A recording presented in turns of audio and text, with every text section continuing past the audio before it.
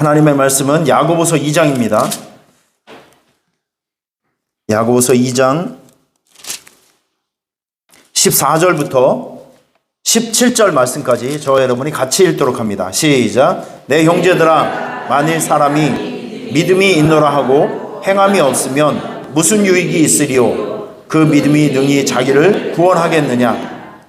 만일 형제나 자매가 헐벗고 일용할 양식이 없는데 너희 중에 누구든지 그에게 이르되 평안히 가라, 덥게 하라, 배부르게 하라 하며 그 몸에 쓸 것을 주지 아니하면 무슨 유익이 있으리요? 이와 같이 행함이 없는 믿음은 그 자체가 죽은 것이니라. 아멘.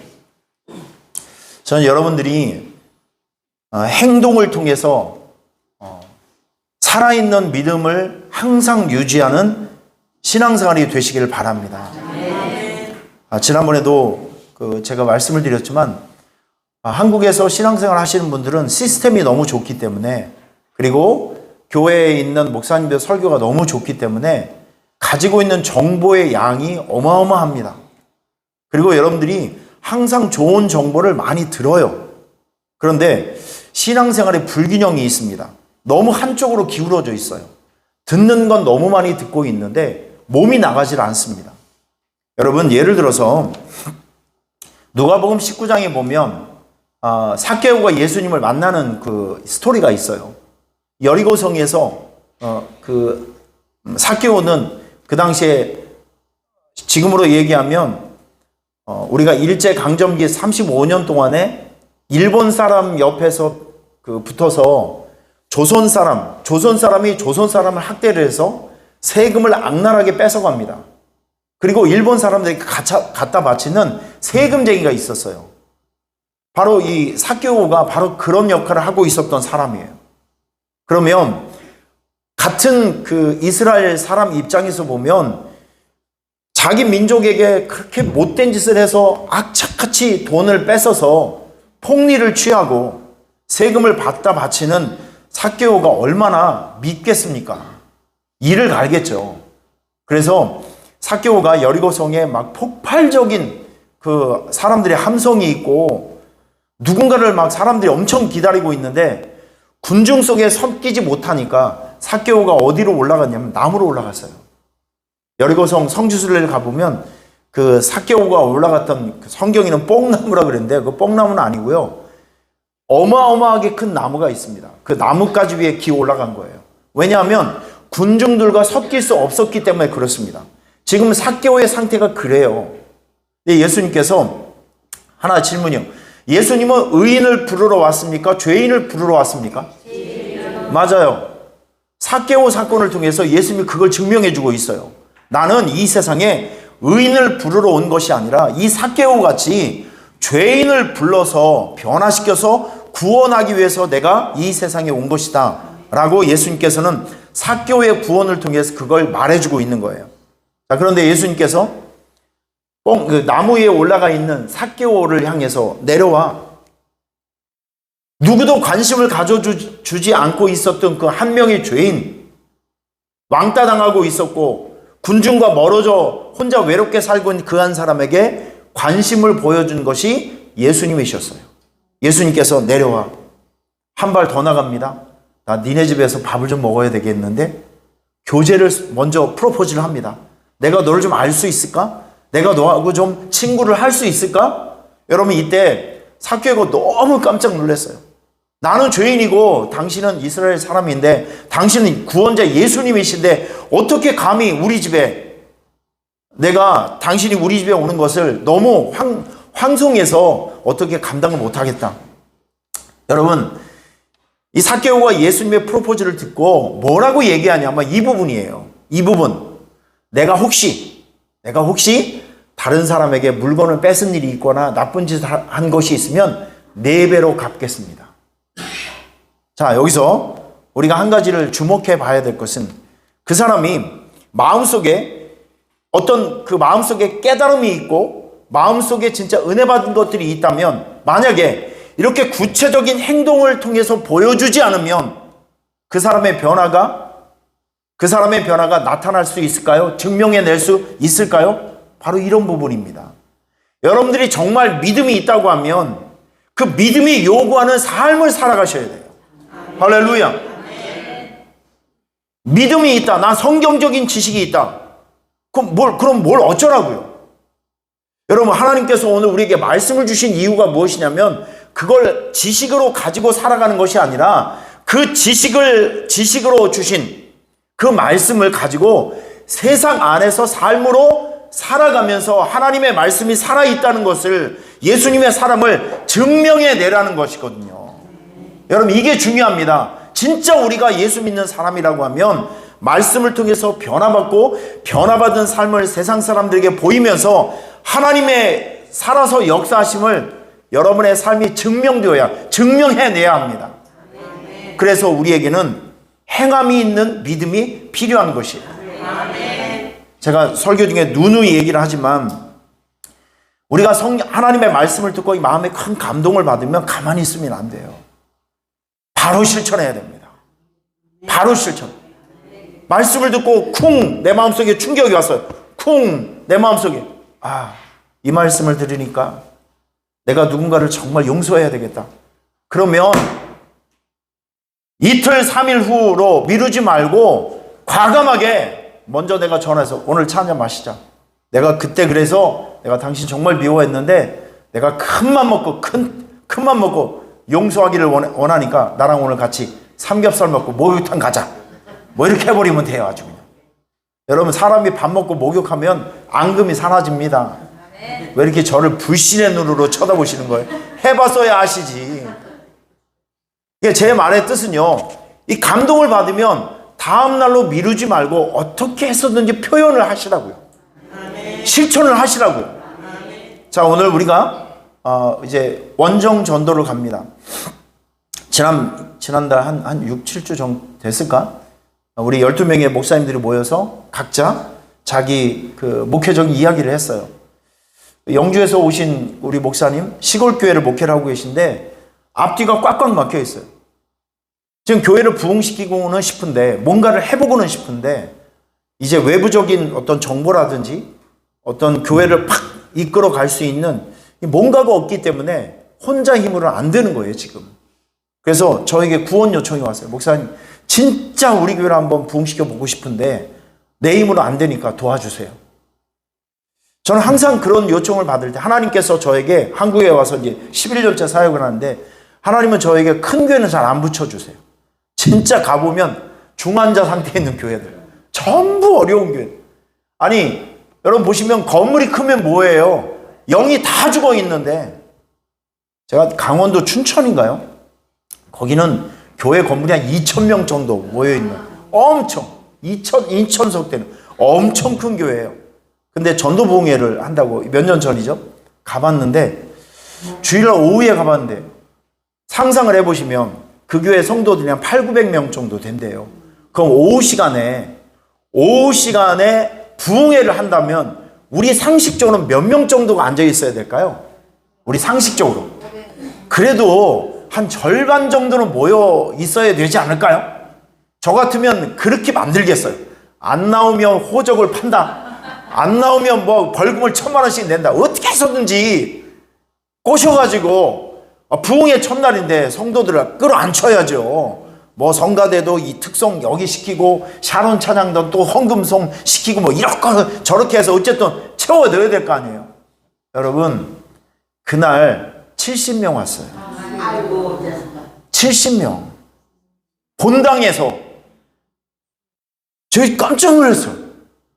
예배 시간에 갔는데 사람들이 안 보여. 사람들이. 이거 내가 예배 시간을 잘못 알았나 이거 목사님한테 물어보니까, 목사님 우리 교회 상황이 그렇습니다. 70명 왔어요. 70명. 장로님들이 거기에 15명이 되는데요. 장로님 3명 왔어요. 와, 한 번 예배 드리는데 영적인 기온이 영하 100도가 되는 것 같아요. 아무런 감흥이 없어요. 그냥 이분들은 70명 오신 분들은 그냥 어쩔 수 없어서 오신 분들이고 영적으로 완전히 죽어있는 교회. 여러분, 그런 교회 부흥에 인도하면 살벌합니다. 설교할 맛도 안 나고요. 뭘 어떻게 할 할 수도 없고, 그런 하여튼 이 중환자, 중태인 그런 교회들을 하나님께서 저에게 붙여주시는 거예요. 뭐 가서 나름대로 최선을 다하죠. 이번 영주도 똑같은 마음이에요. 건너가 그들을 도우라. 하나님께서 저를 한국으로 사역지로 옮겨서 여기서 선교적 목회를 하라고 한 이유는 무엇이냐면 잘 먹고 잘 살라고 아니라 열심히 일을 해서 죽어있는 교회들, 그리고 죽어가는 그 우리 믿음의 식구들을 어떻게 해서 영적 생기를 집어넣어서 다시 살려내라는, 전 이것이 저에게 주신 선교적 그 비전이라고 생각을 합니다. 그래서 거침없이 가는 거예요. 여러분, 이게 쉽습니까? 이런 일을 만들어내고 가는 거 오는 거 쉽습니까? 어려운 일이에요. 하지만 거침없이 갑니다. 왜냐하면 이런 것들이 교회의 존재 목적이기 때문에 그래요. 내가 이 세상에 살아가면서 내가 밥을 먹고 살아간 이유가 바로 여기에 있기 때문에 저는 전도대원들을 이끌고 가는 것입니다. 여러분, 우리가 만약에 행동하지 않는다면, 우리가 만약에 움직이지 않는다면, 우리가 기도하지 않고 하나님의 말씀을 표현하지 않는다면, 그럼 세상 사람들은 예수님의 사랑을 도대체 뭘로 이해할 수 있을까요? 예수님이 사랑이시라면요, 그러면 믿지 않는 사람들의 사랑을 도대체 무엇으로 이해를 할까요? 여러분, 사랑은 여러분의 섬김으로 증명이 되는 것입니다. 할렐루야. 오늘 재밌는 사역이 될 거예요. 지난번에 필리핀에 우리가 선교를 갔을 때 우리 어르신들하고 도대체 내가 뭘 할 수 있을까 곰곰이 생각을 해보다가 딱 아이디어가 생각나요. 음식하는 거. 음식하는 것은 80세 되신 할머니들도 할 수 있고 애들도 할 수 있는 거예요. 그리고 음식하는 건요, 재밌어요. 몸으로 하는 일이기 때문에. 그래서 우리가 여기서 잔뜩 음식 그 재료까지 다 준비하고 기구까지 다 사갔어요.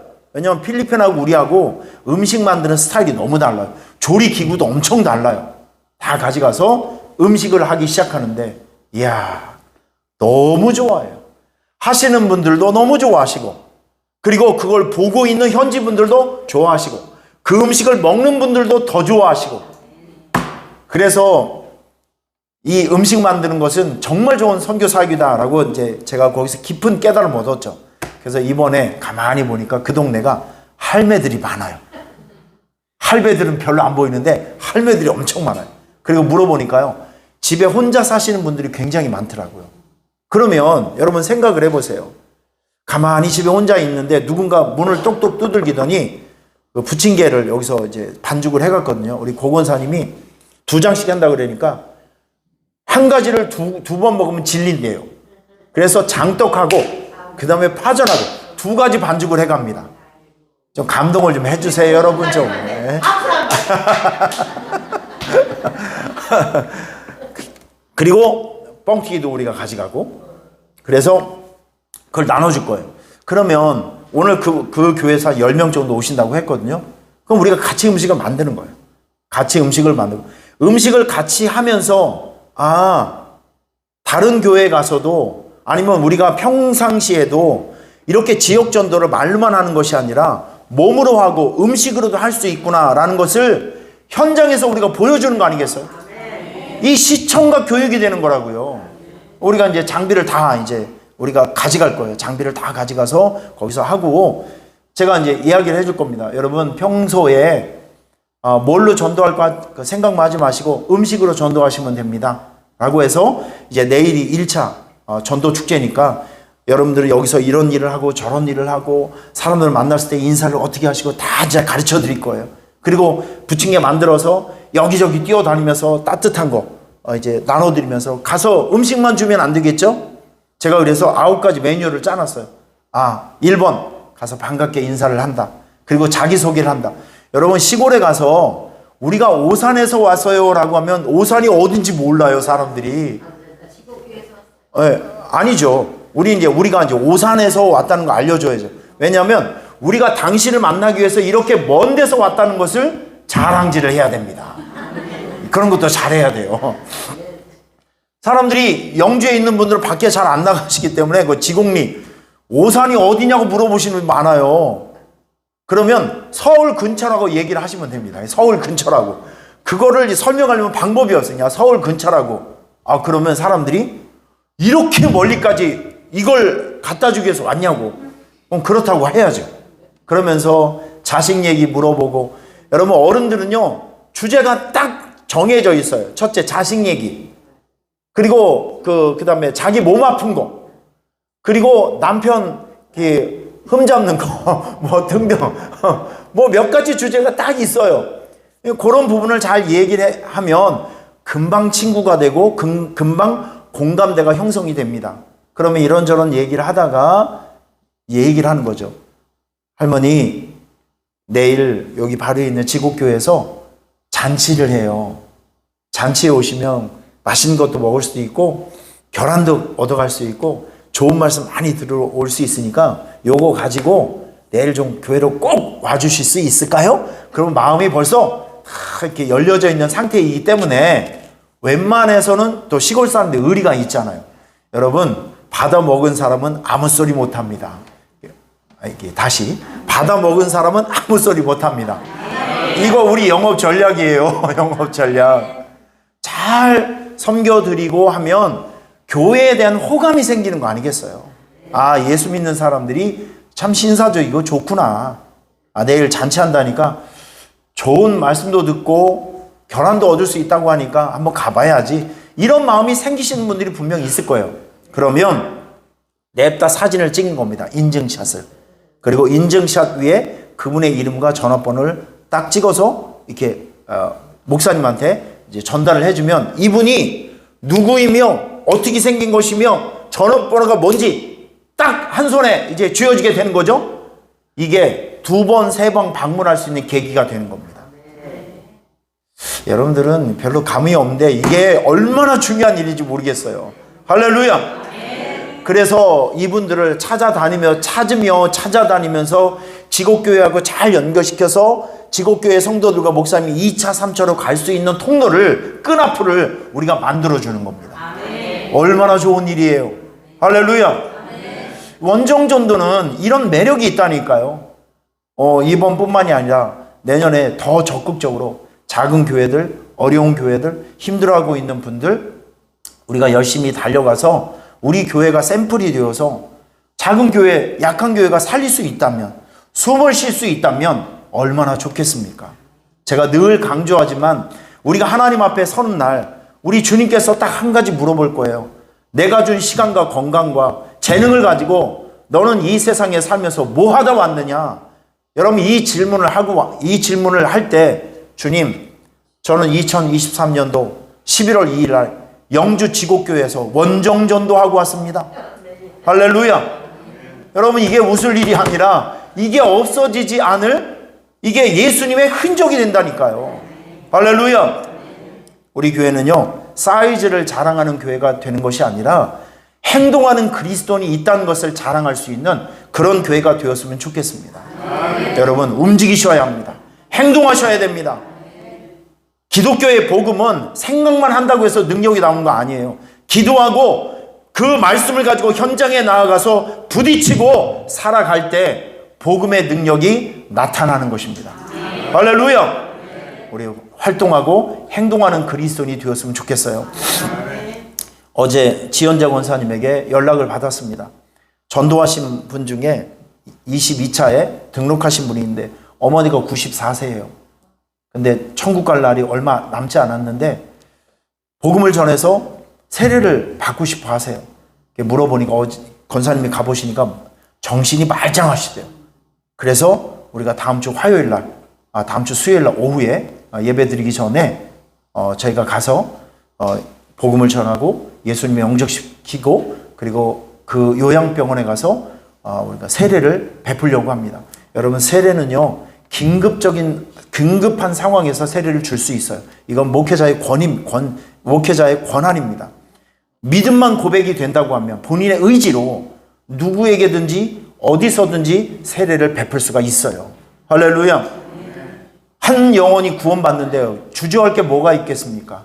어디든 달려가서 복음을 전하고 세례를 베풀어야죠. 여러분, 우리는 행동하는 그리스도인이 되어야 합니다. 행동하는 그리스도인. 그래서 내일 다녀오면 아마 아름다운 간증도 여러분 들을 수가 있고, 오후 시간에는 몇 분과 함께 간증 토크도 한번 해보려고 합니다. 그래서 여러분들이 이런 그 행동하는 믿음을 표현한 현장에 이제 다음에는 여러분들이 주인공이 되셔야 돼요. 할렐루야. 그래서 우리 제2, 제3의 원정 전도팀들이 내년도에는 정말 한 달에도 한두 번 정도씩 계속 줄기차게 나가서 약한 교회를 돕고 섬기는 그런 일들에 우리 교회와 여러분들이 쓰임 받았으면 좋겠습니다. 오늘 이 일을 위해서 여러분께서 많이 기도해 주시고요. 내일은 특별히 우리 성탄트리 점등식과 함께 또 주일 예배가 있습니다. 지난주에 15명 등록을 했거든요. 그런데 그분들에게 이번 주부터 무엇이 진행되냐면 양육 성경 공부가 바로 진행이 됩니다. 내일 저를 만날 분들이 9명이에요. 1시. 전 주일에는 점심을 못 먹어요. 왜냐하면 시간이 너무 없어서 어떻게 해서든 그 시간을 쪼개서 한 분이라도 더 내가 많이 만나서 뭔가를 해야 됩니다. 황금 같은 시간이에요. 모여 있을 때. 그래서 이번 주에 작업을 해서 그 15명 중에 9명을 제가 제 방에서 30분 동안 성경 공부를 시킵니다. 오산 수천교회는 무슨 교회인가? 담임하고 있는 고영철 목사는 목회적 비전이 무엇인가? 이런 것들을 성도님들에게 잘 설명을 해주면 그 성도님들 마음속에 교회에 대한 확신이 생깁니다. 할렐루야. 그러면 그분들은 교회를 떠나지 않게 돼요. 여러분 이 작업들을 우리가 같이 해야 되거든요. 이제 내일이면 또 섬김이들도 우리가 찾아서 이렇게 해서 연결시키고 할 테니까 부름 받으신 분들은 하여튼 그분을 내 자식처럼 생각하시고 잘 섬겨주셔서 그분들이 우리 교회에 안착할 수 있도록 많이 도와주시기를 부탁을 드리겠습니다. 할렐루야. 내일 예배를 위해서도 많이 기도해 주시길 바랍니다. 자, 여러분 우리 두 손을 높이 들고 오늘 말씀을 생각하며 여러분 스스로가 행동하는 그리스도인이 되게 하여 주옵소서. 내일 예배를 위해서 같이 기도해 주시길 부탁을 드리겠습니다.